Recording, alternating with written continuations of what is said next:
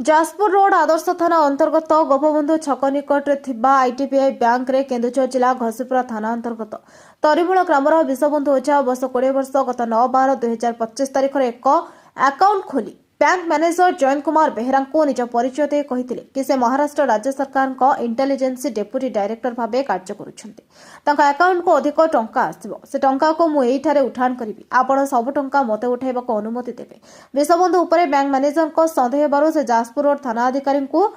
ए संपर्क में जणाइबारु थाना अधिकारी मैनेजर को कही कौशल क्रमे अभियुक्त विश्वबंधु को बैंक को डाकी घटनास्थल अभियुक्त को जाजपुर रोड पुलिस काबू करिबारे सफल होइथिले। विश्वबंधु को निकट महाराष्ट्र राज्य सरकार को नकली पुलिस पोशाक आईडी कार्ड और 2टी मोबाइल को जब्त करथिले। बैंक मैनेजर को अभियोग आधार 14/26 एक मामला रुजु कर संपृक्त अभियुक्त को आज बुधवार कोर्ट चालान करा जायछि। व्यासनगर प्रद्युन्न कुमार बोईतांक रिपोर्ट नायवती टीवी।